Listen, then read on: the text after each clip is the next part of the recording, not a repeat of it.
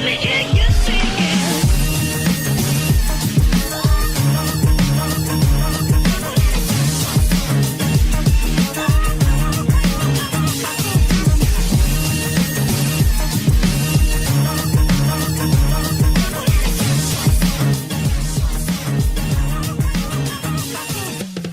and welcome back to another edition of the Multicultural AFL Football Show. What a week it has been. Eagles and Giants going down badly, underdogs getting up, St Kilda on top of the ladder, Melbourne a failure, and the Blues off the bottom. All this is coming up next. I am Vanessa Gatica and I'm joined by my two co-panelists, Javier Sincan and Gabriel De Angelo. Hello guys. Hello Vanessa. Vanessa, Javier. Round number 5, and the results were really out of the ordinary. 5 days of AFL footy were just full of surprises. Boys, let's start with the last Thursday night game from the Gabba. The Lions were a big disappointment, and that a goal decision that was missed, but all umpires, including video review. Gabriel, what is your opinion? Yes, it was a bad mistake from the umpires, but in the whole scheme of things, it didn't really matter that much because Brisbane, all in all, they should have done much better. I mean, we're expecting much better from them this season. I mean, they had a great start and now they're starting to sort of lose a little bit of that momentum. And, you know, playing at home, they should be much more competitive. I mean, Collingwood are an excellent side. Don't get me wrong, Collingwood are brilliant. But at home, they should have given Collingwood much more of a test because in the last quarter in particular, they just let Collingwood just steamroll over the top of them. If they're going to be serious contenders for the finals this season, they have to win games at home. They have to make it a fortress. And, you know, hopefully they'll learn from that lesson. You know, they're still a young side. I think they'll get better as the journey goes on, but we'll wait and see. And on the other games, I thought Port Adelaide, they were brilliant against West Coast. They were really, really amazing. I mean, I recall their coach Ken Hinkley saying at the beginning of the year when they beat Melbourne that that was their best win ever. Well, this one was probably really close. I mean, this one should be up there because they were amazing against West Coast. And I think not just us here in the studio, but I think a lot of people are misunderestimating Port Adelaide quite a lot. They're surprising everyone. And I think the way they're going, that they could go very, very far. They're just sort of flying under the radar, so to speak. But Port Adelaide, they were brilliant against West Coast. And you can also say the same thing with Fremantle's performance against GWS. I don't think anybody, apart from the Fremantle faithful, thought that they had a chance against GWS. I mean, they were excellent. And I think Fremantle, you know, they will do much better this season than they did last season, but I didn't expect them to do that well against GWS. And I was I was saying last week how, you know, GWS are playing at home, West Coast playing at home, Brisbane playing at home, and I did say rather erroneously that they were going to win every single game at home this season, and they lose every game in the week at home. It was just... It's you. Yeah, it was my bad. I'm sorry. If that's the way... Yeah, it was my bad luck. I'm sorry. So if that's the case, then St Kilda will not win the premiership this season, if that's going to work. But on another note, Carlton, their performance against the Bulldogs, I'm really, really happy for Carlton. I did pick Carlton, I got that right though. But I'm really, really happy for Carlton, the way they played against the Bulldogs. Seeing them win and seeing them crack the 100 for the first time in 59 games, I thought that was really good. I know that a lot of Carlton supporters are a little bit impatient and there was a lot of pressure on Brendan Bolton, but they needed that win. They just needed that because they have been so close for the past few games, like against Gold Coast when lost in the last minute. They were close, but they just needed that little bit extra to get over the line, and they did so against the Bulldogs, and hopefully it will be the start of a good season for them. Yeah, I agree with you. It was all in the building, the way Carlton was playing at the moment, and to get that win without even Charlie Conroy in there, I think that gave them a huge boost. And the way they're playing at the moment, they had their rhythm going on. They find their mojo against the Bulldogs. They just needed a team which could provide them that, I believe. Yeah. And Bulldogs did that. Unfortunately, it's the Bulldogs, but yeah, they look at how wasteful they were. And other than that, it's not just that they were being wasteful. Carlton played really well, and I think that this was probably the win they needed. Carlton fans, I mean, they can feel enjoyment and enjoy it. And I believe that because this has relieved a bit of a tension from the team, so they will probably come up with good results later on during the other rounds as well. And I believe Port Adelaide, they were just immaculate this season. I can't really, I don't know what word to use with them. Yeah, so I believe with the other games, Brisbane should have put up a better show from what they've done. As you said, Collingwood is a great team this season, and they definitely deserve to be a top 4 the way they're playing at the moment. But at home, they, as you said, Brisbane, they need to come up with something better, and they've got the ammunition for that. They've got the Lockie Neal. He's probably playing the best footy he can at the moment with the last one. Even in this game, he's sort of underperformed. So there were few, as per his standards, he wasn't too bad, but as per his standards, he performed a bit bad, I would say. But with the other game, Giants and Fremantle, I don't know which team. Fremantle, I don't know what team that is. There's one team on one game, one team on another game. Like the same players. Nat Fife, he probably inspired the team. I believe there were others who so he probably had other players who sort of complimented him in every sense, but that was a big win. And same as Brendan Bolton, Roos can have a sigh of relief to that with that win, and that is a big win against GWS. That was a big win.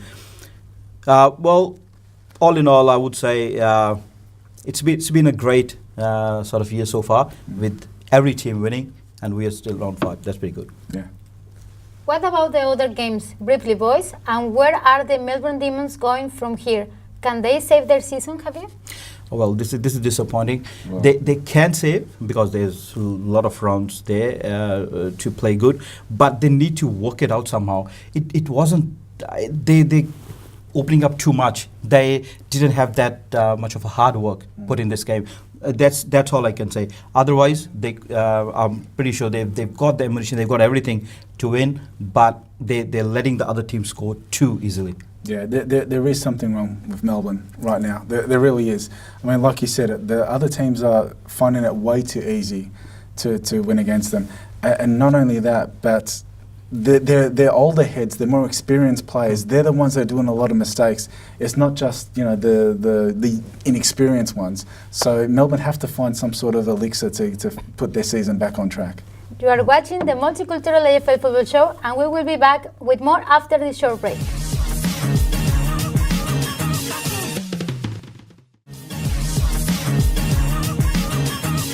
Welcome back. Round 6 is another long week of footy, with Wednesday, Thursday, Friday, Saturday and Sunday games scheduled.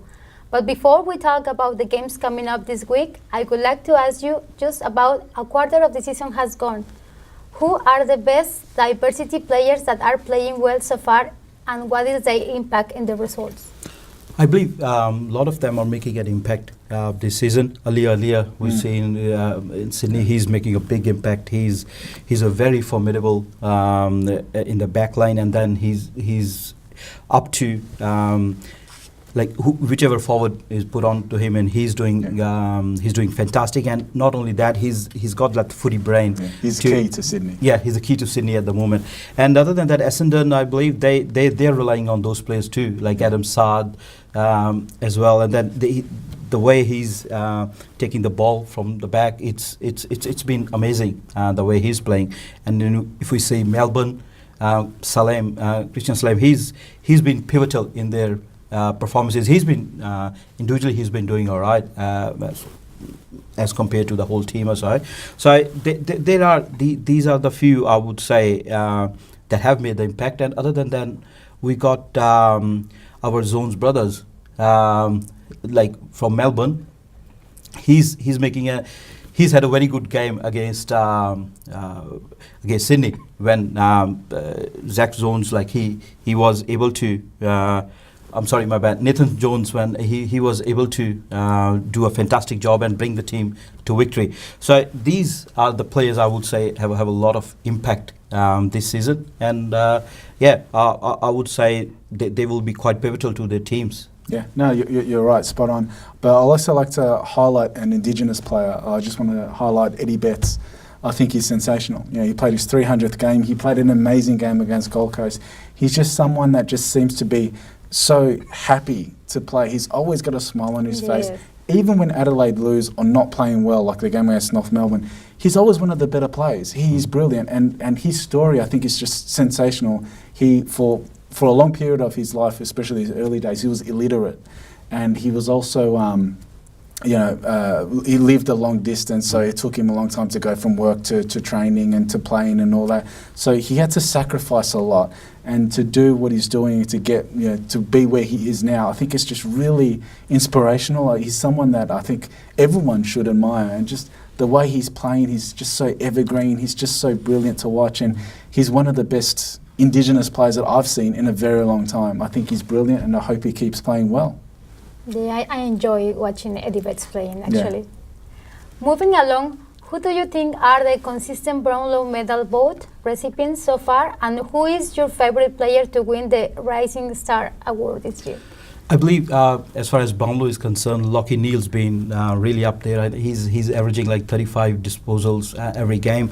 For Brisbane to perform well, it's very important that he keeps on doing that, and I hope that Brisbane can rely on him at the moment. Other than that, I think we've just got the usual suspects, Patrick Dangerfield, Marcus Bontempelli. They're doing all right at the moment. So let's see what happens. And with the Rising Star, I think it's Sam Walsh for me. I think I can think of others as well, but Sam Walsh, I believe, from Carlton, I think that's a Rising Star nominee for me. Yeah, I'll just be very brief. I think Bailey Scott from North Melbourne's doing really well. Nathan Freeman from St Kilda, I'm really liking, but there's a lot of good young players out there, so anyone can win. And with the Brownlow, Dangerfield is doing well. Neil, it's still early days. Anything can happen, but we'll see what happens as the season goes along. Coming up, round 6 preview and the boys' tips for this week. So don't go anywhere, as we will be back after the break with more on the Multicultural AFL Football Show. So stick around.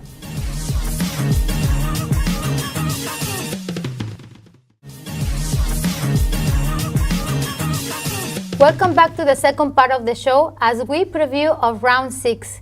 Last Wednesday night, game between Richmond and Melbourne has been played, which leaves us with this afternoon's game between the traditional Anzac Day rivals, battling it out at the MCG, Essendon against Collingwood. Oh, well, I believe it's going to be a cracker of a game because both the teams are on the rise and they're playing probably the best footy at the moment.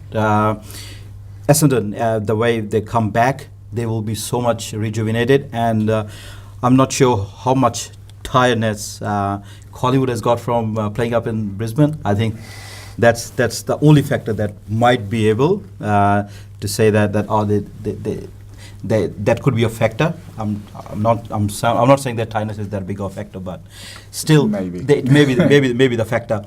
But Collingwood is on the rise, and they're playing so well at the moment. They're gelling very good as a cohesive unit, and it'll be good to see who does better. Joe Danaher on the other side, Mason Cox on the other side. There's going to be a few marks taken over there as well. And then I believe in the midfield, Heppel, he's playing immaculate. And then on the other side, we got Adam Treloar, Jordan De Goey. There's so many superstars in this game, and it's a very hard one to predict. But I believe I'll just give it to Collingwood just for the sake of it. But I believe it's going to be a very close match. Where we'll be biting off our nails until the end. Yeah, you're right. I think that you're right in saying that both teams are getting into form, but if you were going to compare one with the other, I think that Collingwood are a little bit more convincing than Essendon at the moment. Having Essendon improve after such a really bad start to the season, I think it's great, and it's good for the team because they need to get better. We're expecting much more from Essendon, but Collingwood's midfield, it's one of the best midfields in the league. They're at a sensational outfit at the moment. So just on that basis alone, on form, I think that Collingwood should beat Essendon. Friday evening match between Port Adelaide and North Melbourne at the Adelaide Oval. Last roll of the dice for the Kangaroos to resurrect their season, or it is too early to tell? Well, I would say so. I don't really see them coming back from the dismal show for the home games, like up in the home ground in and then going to play Port Adelaide in Adelaide is going to be a huge task. We can see that could be done the way Richmond has done it, but whether North Melbourne are even close to Richmond, that doesn't look like it. They're so wasteful. They're just playing like a very bad brand of footy at the moment. It is just that Jack Zibble, I think he had only a few touches in the last round or so, which is he's been a main player last year who was able to make the game for them. And then Ben Brown, I don't know what's going on with the North Melbourne at the moment. That's easy picking for me. I believe it's going to be Port Adelaide by a huge margin. Yeah. There is something going wrong at North Melbourne right now, and if they do lose this game, there's got to be a lot of question marks about Brad Scott, whether he's going to survive the season. I just don't see it happening, and I don't think North Melbourne are going to stand a chance against Port Adelaide. The way Port Adelaide played last week against GWS away, Eagles. Against West Coast away. That was just sensational. It was one of the best performances I've ever seen them perform. They were just really, really good. North Melbourne at the moment, they're just struggling so badly. And their victory against Adelaide, I mean, we were there to do the commentary in Dinka, and it was just so bad. And they won the game. So that's how bad Adelaide were playing. Yeah. But North Melbourne, they're lacking a lot at the moment. There's not a lot of key players. Some of their better players aren't really finding form. Jack Siebel missing a lot of easy goals in front of the goals. I just don't think North Melbourne are going to stand a chance against Port Adelaide. 4 games on Saturday, guys. The Gold Coast Suns at home play the Brisbane Lions. St Kilda takes on the Adelaide Crows at Marvel Stadium. Fremantle play the Western Bulldogs over in Perth. And the local Sydney derby between the Swans and Giants comes to us on the SCG. I believe it's going to be all the. It's a tipster's nightmare, as you said before, and so I'm a bit reluctant to tip. So that's what's going to happen? Yeah, you can probably say that. But I would be really looking forward to how St Kilda plays against Adelaide Crows. St Kilda, like they won like 4 matches last season or so. In total, and they already won 4 this season. Great. So they're doing great at the moment. The best thing is Josh Bruce. I know he did. Tom Membry scored more goals, but at least Josh Bruce is scoring. Last year or so, he was hitting the poles all the easy ones. At least anyone is scoring, because last season they were bad in front of goals. Their inaccuracy was just atrocious. Yeah. So with this game, I would say with the momentum they've got at the moment, it kills me saying that, but I believe I might tip St Kilda for that. And but I'm feeling happy for all the other St Kilda fans other than one. But that's Molly Meldrum. Yeah. Not just you, Gabriel.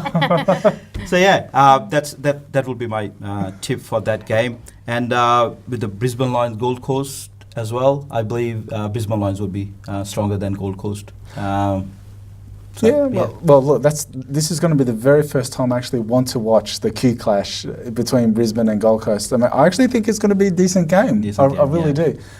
This is one of those games where really anyone can win it, and you can say the same for Sydney and GWS. Both of those games. Who knows? Really, who knows is going to win either one of those games? Because, like, both games, both teams, they're very similar in the way they're going in form and all that. Obviously, one is just a little bit better than the other, but also taking into consideration how the season is going at the moment with some of these tips. I mean, some of the games, like, honestly, I mean, who would have predicted Fremantle to win? Port Adelaide, so anyone can really win. But I think that the Brisbane Lions, they're just a little bit more profound than Gold Coast, so I'm going to tip Brisbane Lions. Sydney against GWS, I'm going to tip GWS because for those same reason, I think they're just a slightly better than Sydney at the moment. And I'm going to tip St Kilda, not because I'm a Saints fan, but I think that they're doing really well. And what really, really impressed me against Melbourne was not only finally they were accurate, but Melbourne had most of the possession and they had most of the inside 50s.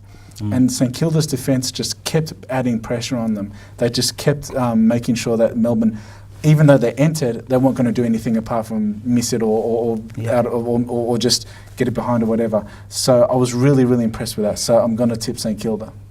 Yeah, with the derby, I would say it's in SCG. Easy tip for me, GWS. Because I'm not tipping Sydney, SCG until they can prove me wrong.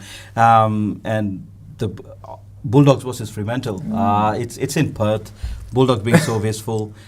15 behind in Marvel Stadium. I mean, that was shocking. And Fremantle, they surprised us all in the last game. So it's going to be easy win. Yeah, I say Fremantle too. All right. So now on to Sunday, where Hawthorn will seriously challenge the Carlton Blues in Launceston, Tasmania, and Geelong met the West Coast Eagles down the Princess Highway at the Cattery. Both games look to be tough and close. I believe this is going to be a good game. Carlton needs to pounce on Hawks at the moment. They are a bit down at the moment.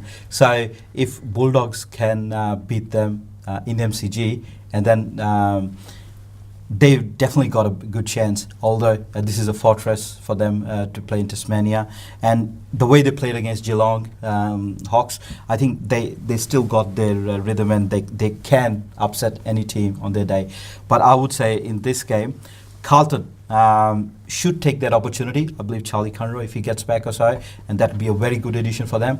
And they should give at least a very good fight, and if not, win the game. For the tipping purposes, I'll just go with Hawks. I still need to see a bit more performances from Carlton at the moment. Yeah. And the other one, I believe it's going to be West Coast Eagles. That's. I think they're going to come firing this time. I think Geelong at home should be too strong, so I'm going to tip Geelong. I wouldn't be surprised if West Coast cause an upset, but yeah, you're right. Carlton, this is their best chance to beat Hawthorn. Hawthorn are not as strong as they once were, not as competitive as they once were, but in Launceston, I'm going to tip Hawthorn. But I hope Carlton gives them a bit of a surprise. Thank you for your comments, guys. I feel round 6 will also have some surprise results. But that's all we have time for this week. Join us next week, where we will have a surprise Auskick guest and Collingwood expert from a Greek, Italian, Scottish, Chinese, and Australian background. Should be a lot of fun. In the meantime, you've been watching the Multicultural AFL Football Show all around Australia on the Community Radio Network, Community TV, and on Aurora TV Foxtel. We are also online through the NEMBC's AFL Footy website. See you next week. I am Vanessa Gatica. I'm Harbeer Singh. I'm Gabriel D'Angelo. And thank you for watching.